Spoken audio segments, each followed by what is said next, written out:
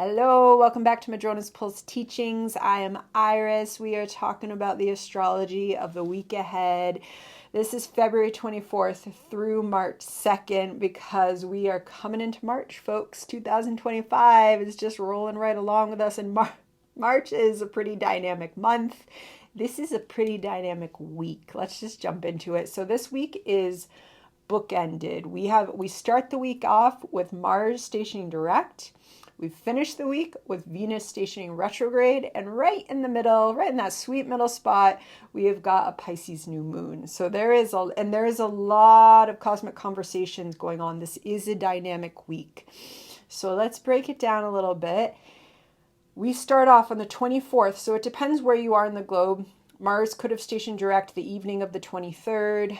Or it could be happening the 24th. Either way, we're starting this week off with Mars stationing direct at 17 degrees of Cancer. We have been with Mars retrograde all in all since December 6, 2024, way back when. We already live in a new reality, and Neptune is bringing us into a whole new reality in the end of March.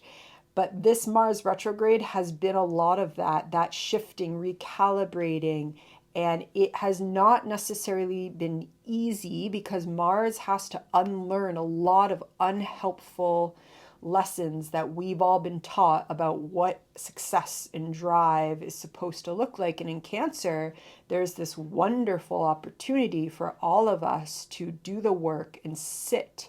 Mars, having been retrograde in Cancer, and still, when it's direct in Cancer, it does require us to sit with what is coming up within ourselves. And it's when we don't do that, that Mars in Cancer can get really reactive, and it can create a lot of confusion.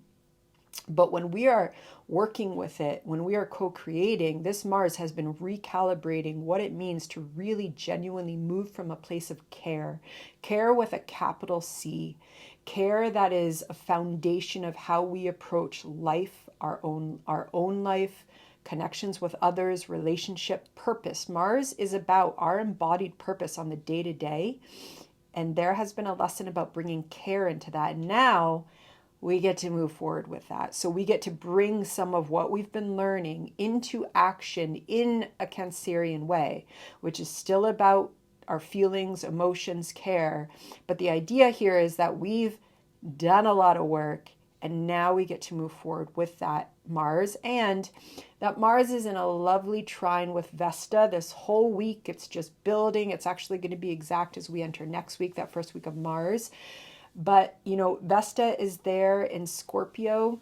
So she is our sacred flame. She is sacred sexuality. She is a healing flame. And in Scorpio, she goes deep. I mean, whenever an archetype is in Scorpio, it is going down into the depths of the psyche.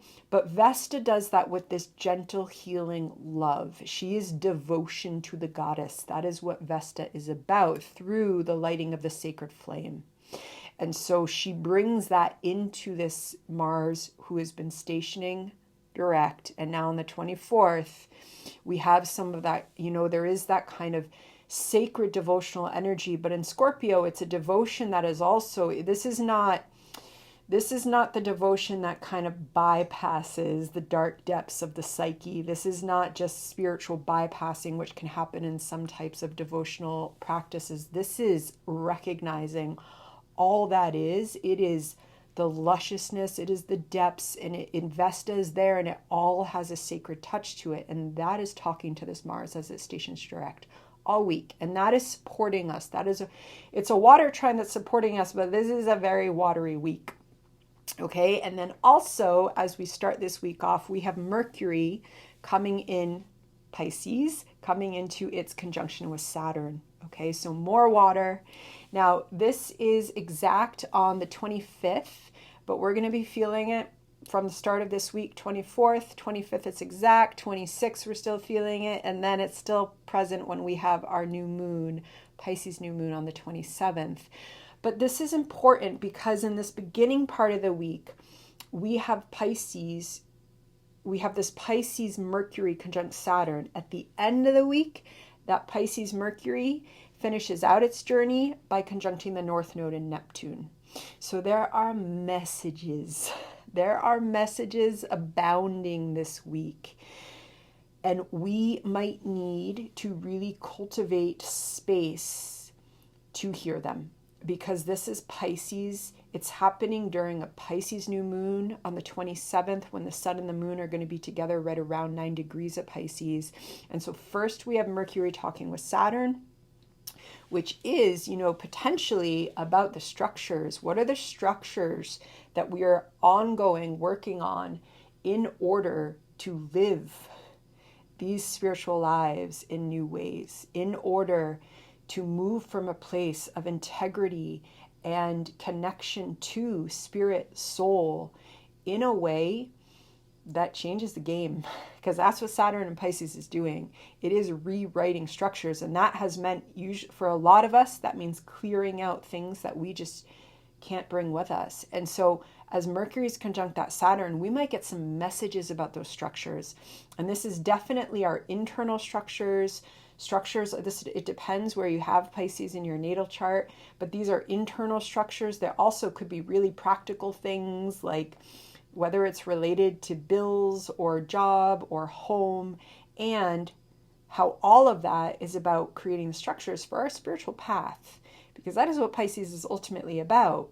And then that Mercury is it's gonna hang out with Saturn a little bit, and then it's gonna move, and it's gonna come at the end of the week to conjunct Neptune and the North Node, which can just bring in the light. It can just bring in, the divine resonance that helps us on this human path to understand.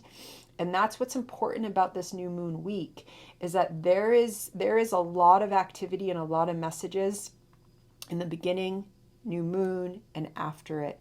So we kind of want to treat the whole week like as new moon week. We want to be cultivating space to listen. We want to be cultivating space to feel. When we're in the water signs, especially Pisces, there is not a difference between feeling and listening. Listening is listening with our emotions. What is coming up right now? It might not be comfortable, but it needs to be felt. It needs to be witnessed. And that is the deep listening act, especially in Pisces, especially with Mercury in Pisces. And yet, through that, we can transcend. We can transcend certain blocks, emotional blocks that we may have been having lately. We can, especially now that Mars is direct, right? Because when Mars is retrograde, there could have been some emotional blocks, and that Mars retrograde has been trining Saturn and Mercury leading up to this week. They're still in a wide trine. So, now that Mars can go direct, it can be that some of that water can flow a little bit more, and this Mercury can help us understand it. Okay, but it's understanding in a Piscean way, and that is in spiritual waters. That is feeling, intuition, that is trust, that is, I have no idea how this is going to work out, but this is what Goddess Spirit is calling me to, and I'm going to trust because it makes my soul sing, and it's like the rational mind part might not totally understand how that's going to work out, but if that Pisces is flowing there, we need to flow with it. And this is about intuition. We are coming into a Pisces new moon. Before we get to the Pisces new moon, though, there is this before the Pisces new moon on the 24th and 25th, we have got a T-square between Juno, who is at 0 degrees of Sagittarius, Ceres, who is now at 0 degrees of Pisces. Ceres joined the Pisces train, and Sedna, who is at 0 degrees of Gemini. So we have got this kind of radical divine feminine conversation going on, and recalling that Sedna is very far away. She's got an orbit of around 11,400 years. She is galactic. And so it is when she's in an exact orb conversation, that's when her wisdom is coming through, and her wisdom transmutates experience, and it teaches of things that are seated in us that are here to literally transform us into other beings, and the way that that's been seated with us. But those experiences, they get shaped by those waves shaping the shores of our psyche, and it is not always easy, and it is not even always gentle, but Sedna teaches us that that's the path. And she's talking to Juno into Ceres. Okay, and again, Juno has just entered Sagittarius. Juno brings us into integrity and how we show up in our most committed relationships. And now she's in, she's moved into Sag now, so she wants to bring a little bit of spark into those committed relationships. There is a bit, Sagittarius is always bringing us into adventure in some way, whether it's adventure in our imagination or we're hopping on a bus and going somewhere. But it is that adventurous spirit because Sagittarius is the seeker. And so Juno wants to bring some of that now into our, she's done the work of Scorpio. She's done the alchemizing, and she's gone into the depths, and hopefully she has released attachments that are not serving the integrity of committed relationships, and especially integrity with ourselves and how we show up in relationships.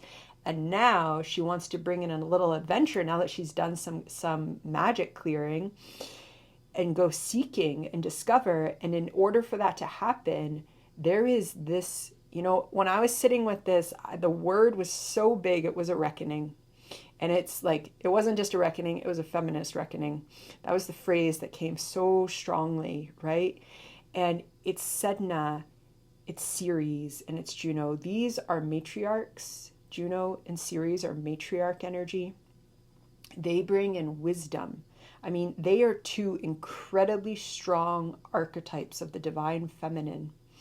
And especially when we work from the evolutionary perspective, which allows us to expand consciousness, especially with the divine feminine, like with Juno, she has had to learn that she is not here to be a martyr. No, no, no.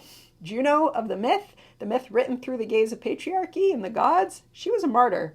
Not this Juno. This Juno's been in Scorpio. She has shed all of that. She is ready to adventure forth with a new reclaimed spirit in her committed partnerships. And Ceres brings in this transcendent wisdom of the Earth Mother in Pisces. I mean, this is transcendent. And it's able to bring us in to connect to the wisdom as we are moving through a very watery week.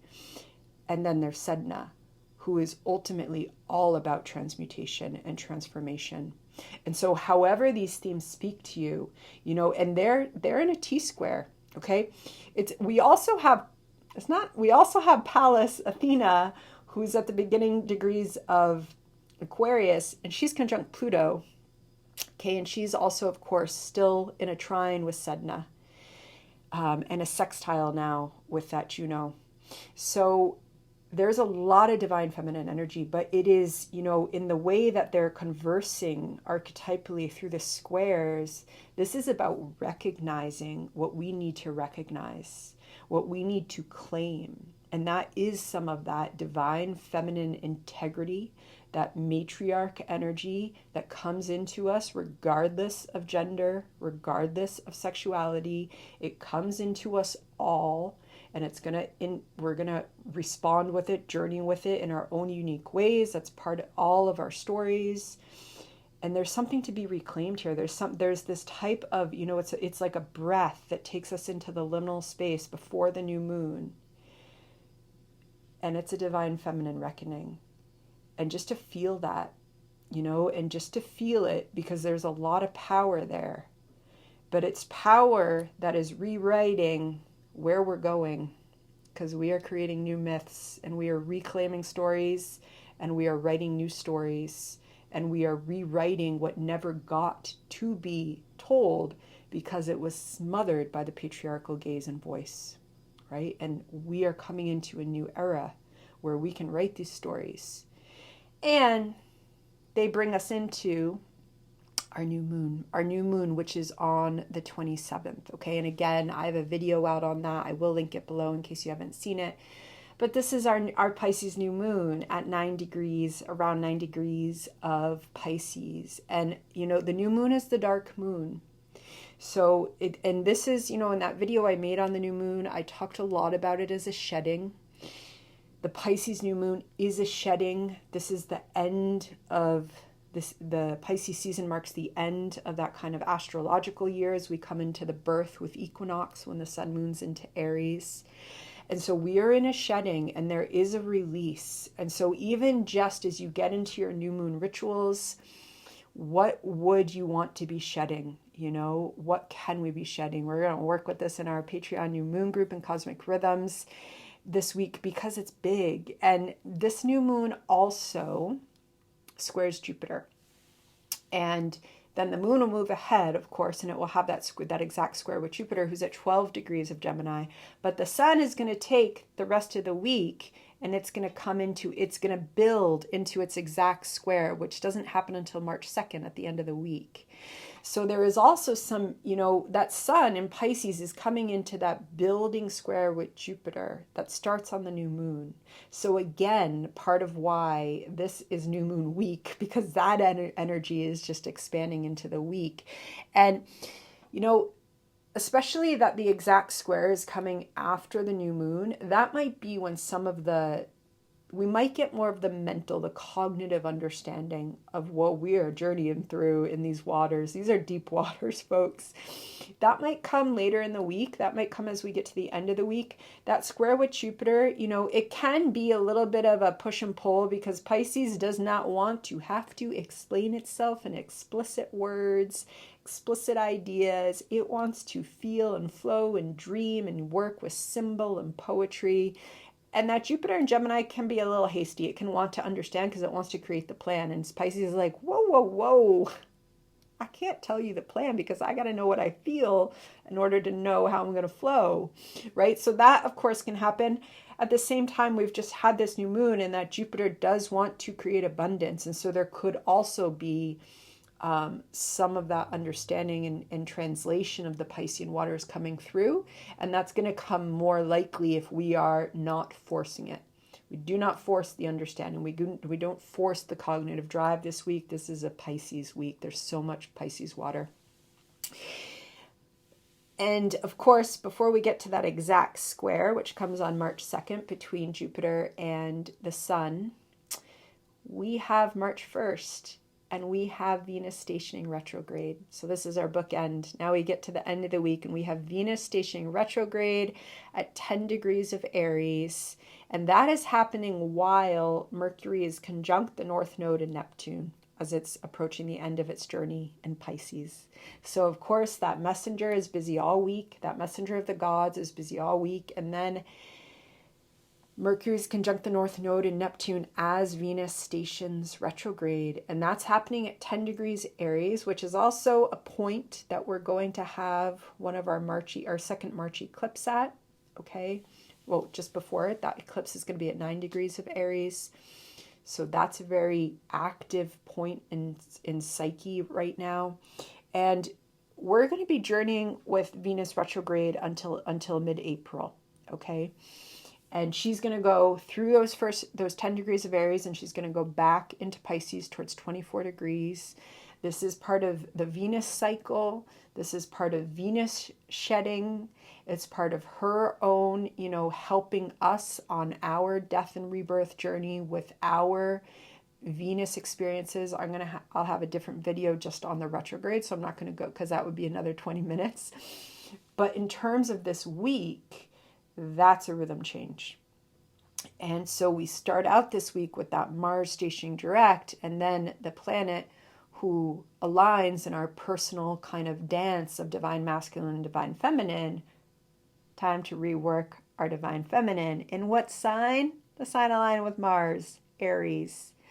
There is one of the ways I'm really working with this is really around realigning desire. Our desires. What does that word even mean to you?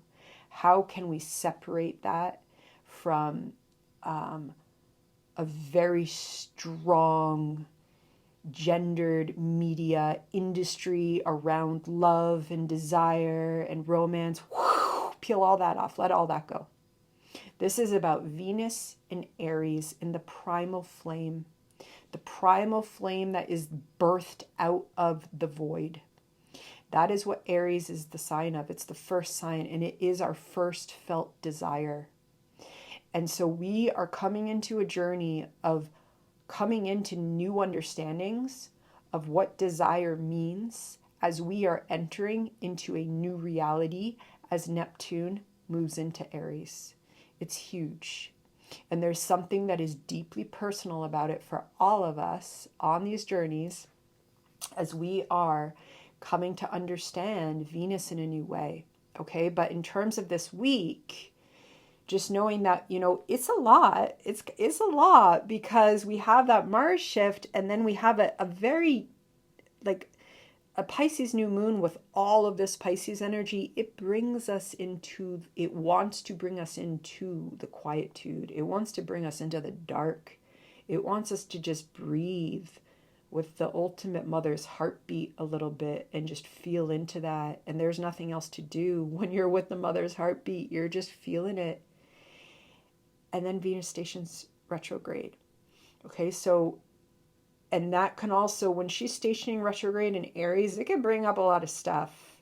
And so, especially when Aries is reactive instead of responding, when it's not mindful, it can get angry. It can respond from a place. It can have little mini explosions or big explosions.